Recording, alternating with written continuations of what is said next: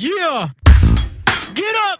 Welcome to the Obstacle Racing Media Podcast with Matt B. Davis. With over 300 episodes since 2012, Matt has produced the most consistent podcast in OCR. Each episode, Matt speaks with race directors, athletes, and industry insiders to bring you the most in-depth interviews and conversations in the world of obstacle racing, adventure runs, and ultra marathons. If you have small children nearby, now is the time to put on some headphones or send them off to watch Phineas and Ferb, as there are occasionally four-letter words, which are not bleeps. Now, here is your host. Now here is your goddamn host. Now here's your host, fucking Matt B. Davis.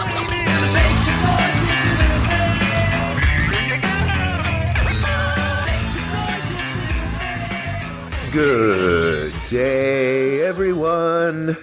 Welcome back to the podcast. It's your host, Matt B. Davis. Special pre-Super Bowl edition. Very stereotypical to give you the Super Bowl music or the football music. Not going to do that. Not even going to drop the old earworm. So, for those of you that watch the ORM stories, you can see that I have been down at the media days at the Super Bowl here in Atlanta, Wednesday, Thursday, Friday. And boy, is there an awful lot to talk about there. However, I can't get into all of it right now.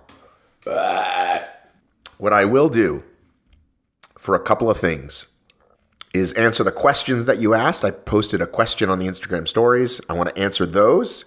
And then I want to quickly play a obstacle racing media exclusive Ryan Woods' Super Bowl prediction, and then the interview with Gary Vee. If you do not know who Gary Vee is, Gary Vaynerchuk, he is someone who many of us content creators have followed for a long time. And dare I say, one of my heroes, and after meeting him even more so.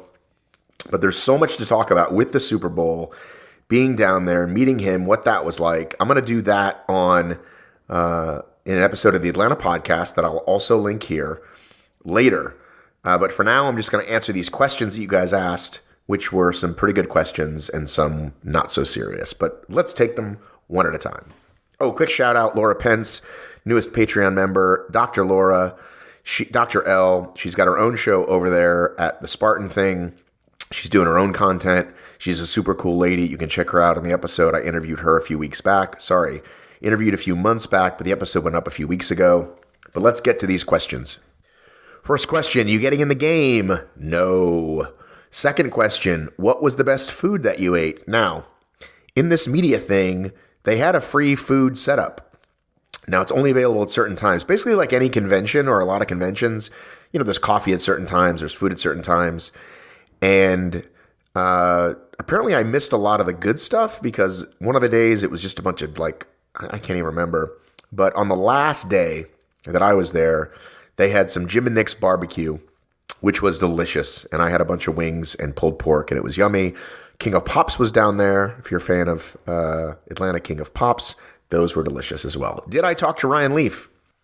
I did not talk to Ryan Leaf. I assume you're referring to the story where he was sitting right next to me and I wanted to get to him next, but he was not around and not around the next day. I'm very disappointed I didn't get to talk to Ryan Leaf.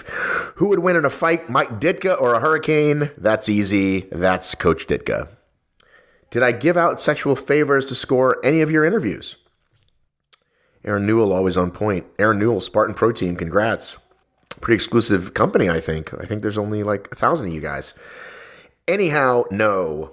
Was anyone rude and not talk to you that you approached? I would say I approached maybe 50 people for either actual sit-down interviews or just, hey, can I put you on the story or can I just say hi? And I would say that almost everyone across the board was awesome minus 2.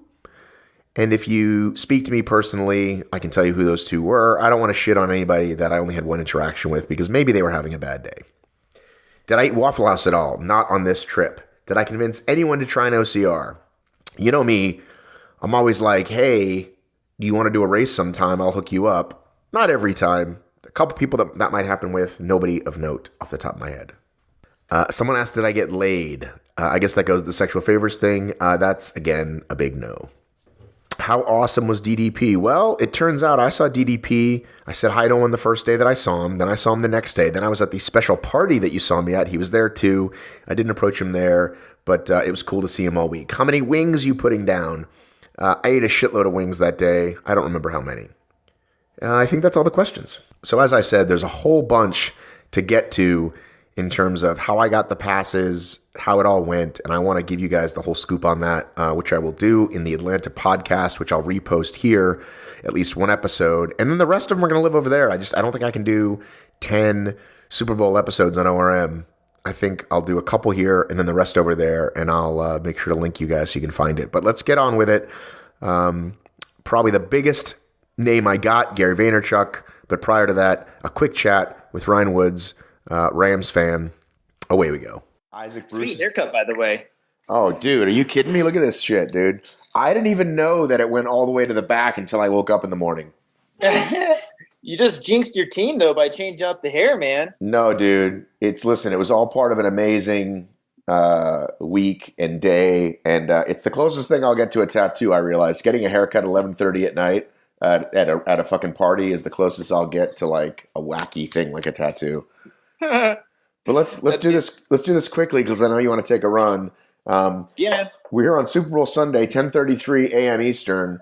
Ryan Hoods famously rooting for the Rams, Mappy Davis rooting for the Patriots, and Ryan Rams super fan, by the way. Let's just not say rooting, super fan. I hate to name drop this early in the call, but when I talked to DeMarco Farr, defensive player on the Super Bowl winning Rams who beat the Titans, Defensive tackle. He said they are called the Ramily. Ooh, the Ramily. As in the family. Yeah, oh, I get it. I can figure out what that R replaced. That's good. I said, "Did you talk to Jim? I just saw Jim Everett." And he goes, "Oh yeah." I said, "Oh, you're all, you stay kind of Rams for life in that family." He's like, "Oh no, they call it the Ramily." I'm like, "Do you call it the Ramily?" He's like, "No." That was before the microphones went on. But more about me and my amazingly famous Super Bowl week later. I'm going to talk all about it in the intro. But I thought you had some great genius reason why the Rams were going to win, and I want to give you the opportunity now so we can embarrass you and play it back later. Go ahead, Ryan Woods. Well, first, I mean, they're not just going to win; they're going to win big. Oh, this is so great! I can't wait. 100 to -2. Tom Brady's going to suck so bad they're just going to take points away for cheating in their previous Super Bowl too. Right, of course, lots of cheating. Brady can't win without the cheating, without the small deflated balls. And filming the walkthrough. I mean, come on. Filming the Jets walkthrough, yes, 15 years ago. No, the Rams walkthrough. It was the Rams walkthrough. Oh, I thought it was the Jets walkthrough. You got probably that one too. Right. No, pressure up the middle. Aaron Donald. He's going to get in Brady's face. He's going to hit him. He's going to hurt him. That's how we're going to beat him. Well, the Giants did that twice. Now you got to do the 4-man rush though, right? Not the 5, not the 6. Well, the Rams usually only bring 4, so that's all right. All right. Well, then that's the only way to get old man Brady. Old man Brady and his weird diet. Well, here's the thing. I've said this. I may have said this on this show before, but whenever someone gets caught for cheating and they go, well, it's obvious their stats were getting better as they got older. Nobody does that. So I've been saying about Brady for the last... Barry Bonds, whose head also got larger as he got older? All of them. So I'm a Pats fan. I'm from Boston. I love Tom Brady. But if they go, guess what? This guy was on the sauce, or a sauce that no one even knows exists yet. And everyone's going, well, of course, no one gets better from 38 to 42. So why are we pretending like he's not that guy? Well, I mean, he's just a scrawny quarterback, like... Does he need to have a little bit of a stronger arm? Like, it's mostly smarts at the quarterback. Well, okay, but once you have the arm. Well, even with as much defense being legislated out of football as there's been, right? Yeah. Which I also talked to Bill Romanowski about. That guy's kind of a bit of a nutter. You're like a football analyst now after this week. You probably didn't even know what a quarterback was last week, and now you're like, wow, this is impressive. Dude. This is the first year I played football, okay? Read that. 1980. Wow, I was 1. Read the whole thing. Buccaneers, 1980. Matthew Davis. I wasn't even Matt B yet. I was still young Matthew Davis, okay? So anyhow, where the fuck was I? Oh, even with you can't hit the quarterback, blah, blah, blah. Here's the magic thing that I know you will relate to as a man getting older. The R word, recovery. That's what the Peds are about, right? Yeah, I mean, how much recovery do you need as a quarterback, though? Oh, he's holding up his Endurelite pixelated photo of himself. But that's the thing, you get hit even a couple times and you're working for 3 hours, even though not every play is working. Trust me, you don't think he wakes up with those old aches and pains? But he hardly gets hit. I mean, because their offense is all about those short passes, the running game extended out to the receivers. He doesn't get hit that much. Let me ask you a question. On the average day, not even a day where you ran a fucking beast, and you put your feet on the floor in the morning, how quick are you versus when you put your feet on the floor in the morning when you were 25? I mean, mornings always suck. I don't know. I've said this, like, I don't feel my age, whatever that means. I feel pretty fresh and spry. It's just when I think about how old I am that I'm like, man, that's when you're supposed to be getting old and slow. I feel like I'm as fast as ever. I don't think, being a runner, I mean, I know you get the pounding, but I think it's just how you take care of yourself. And he does a good job of it. I mean, he does everything right in terms of diet, conditioning. So, I mean, yeah, a couple of hits on a Sunday, I think he's all right. I like Brady, but you're telling me you don't remember the first time you woke up, hopped out of bed, and were like, whoa, something happened there. I'm not 22 anymore. You don't remember that when that happened?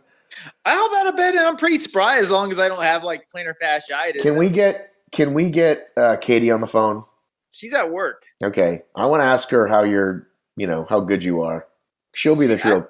She'd say he's fine. She thinks I'm like a robot, some sort of freak being. So, I mean, in general, like, I don't ache or anything moving around. I'm not like acting my age at all. All right.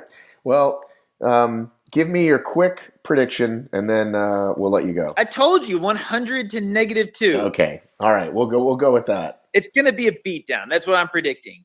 Okay. Ugliest Super Bowl ever. Okay. I'll save lots of questions about. Did you see my IG story, by the way, with Katie? Yeah, I don't know what was going on there. What was going on there?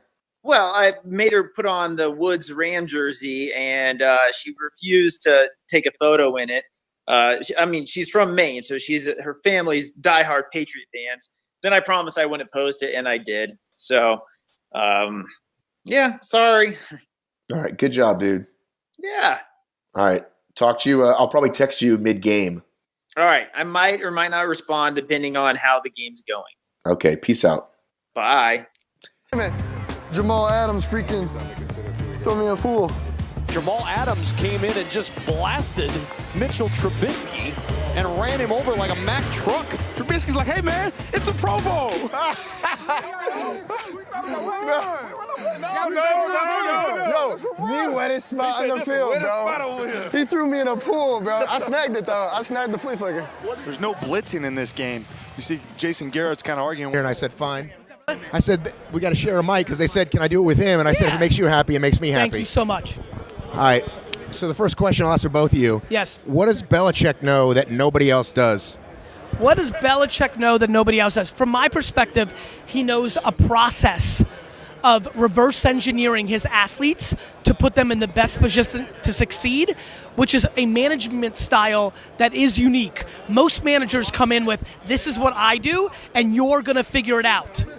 I believe from afar, and I hate saying this because I hate him so much. The Pats. I hate him and the Pats. But I think what's made me successful is I look at them, even when Tyree started working from a marketing standpoint with Vayner Sports, I don't want to make him do things he's not comfortable with. I'm trying to get to know him, and then I'll bring him opportunities that he's going to say yes to instead of like, oh, I don't want to do a 3-day shoot, or I don't want to read from a teleprompter. And so I think, because I don't know, but I've watched a lot of Patriots football being a diehard Jet fan, my intuition is that he reverse engineers players and puts them in the best position to succeed. Do you hate him so much just because he's AFC East? If he was somewhere else, you'd respect him? Do you know that Bill Belichick was the New York Jets head coach for a day? Twice. Well, for a day. Twice, and never coached a game. So that move. Just let's just talk about life. He was the Jets coach What's up, champ? He was the Jets coach twice and never coached for them, and then went on to be the greatest head coach in NFL history. So what do you think I think? Tyree? Yeah. Just tell everybody who you are. Yeah, so I'm Tyree Jackson. I played at University of Buffalo. I play quarterback. I'm getting ready for the draft right now. Signed with Vayner Sports. So, I mean, for Good me, call. Yeah, definitely. So for me, I mean, just growing up watching Tom Brady, Bill Belichick, they've always been kind of at the top. I don't have any ties to any team, so I think he's a great coach, and I loved what they've done, and I think that they do a good job of just staying consistent. They're consistent each year. They kind of go about it the same way, and come this time of the year, they're always playing for the Super Bowl or deep playoff run. So, it's just true. And now I got to just tell everybody, because this actually happened. I had a nightmare 4 days ago that Tyree got drafted by the Patriots. Well, if you guys do what you do, it's probably going to happen. But I have to ask you, Yes. I just met your brother. Yes. You've got to, beyond pinch yourself. I'm here with my brother. Yes. At the Super Bowl, repping athletes. How much are you, this is my life? AJ and I are really bad at smelling roses, but once we're bad at smelling roses. Or celebrating wins. That's I said, right. how much, I asked him how to. But once in a blue moon, we'll get into some sort of quick text. And we actually just did it, but it had less to do with the Super Bowl, I think. Nonetheless, yes, it's remarkable. And if we had this conversation, if we saw the things that are happening in our lives 20 years ago, the way we were sports fans and in our youth, and we're obviously 11 years apart, it's really cool. But even with the success you had prior to the agency, even that, it's such a whole new. I'm not a shoe guy, so I don't care about that. But this to me is we're gonna say we're gonna rep athletes, and then they're actually gonna take us seriously. And I'm shopping. I'm living freaking. Jerry Maguire. I just met Lee Steinberg, by the way. So Have you met Lee, by the way? Yeah, I think so. Amazing guy. Anyway, to me, of course, and where it's even more important is the following, which is we're not just going to be in it. We're going to be the single best sports agency in the history of the industry. Because we're great, and we're good people, and we're talented, and we're patient. So, I'll be very frank. What's exciting about Tyree and Allen Robinson, who just came on with us, for me, these guys are going to be the OGs of it, and they're going to benefit the most. They're going to be the original crew. So I'm forever, when I'm 73, going to be putting them on and their kids on, because they were the ones that helped along the way. And then it's going to be this. I mean, it's been written, my friend. So besides I'm going to teach them how to do social and have that personality or whatever. Nothing. I know it is. I'm asking you to explain to the audience what you're going to do as a sports agency. I'm going to support them as men. Right? I'm just going to be there for them. When their mother dies, when they want to sign a second So the real deal. life Jerry Maguire. I think so, yeah. I know so. How big can your roster get? Well enough. How big can your roster be? Well, we're doing it with VaynerMedia now. We have 1,000 employees and we do $200 million. The answer is a lot if you surround I'm just looking. When I look at Tyler, it scares me to know what Tyler's going to be able to do. He may not want to do it with me. I understand that, but quite a bit. You could scale when you Patriots have had a lot of different players. They've had a lot of different years. They've been different names on the jerseys, but the infrastructure at the top's been the same. So again, back to that. People watch what he does.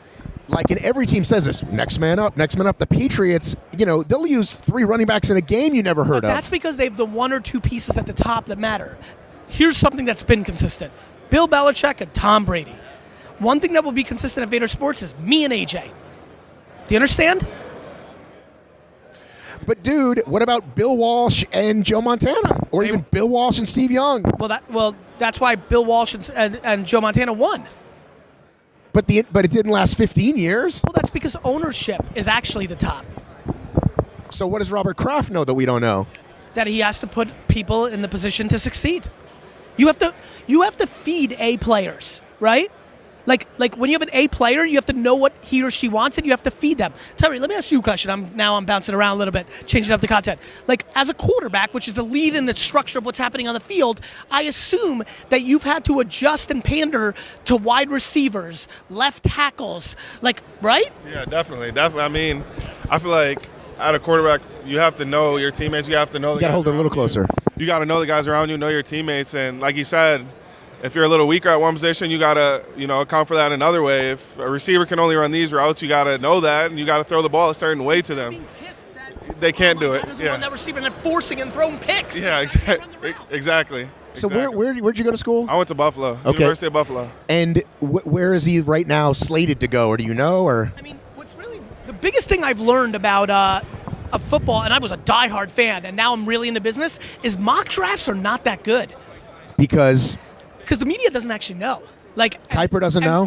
They know, they have thoughts, but like we have better data. I have way better data now, and we still don't know, right? Like we're talking to actual scouts, actual GMs, and some of them are having actual conversations with you. They're not smoke signaling you, but like I don't know, like by the media standards, people have Tyree in the 3rd round on average. There's people that think he can go 2nd round. There's people that think he can go even late 1st if he gets crazy in Indianapolis. There's people that think he can go 4th round. And what I like about him is, listen, I'm speaking for you. You'll speak.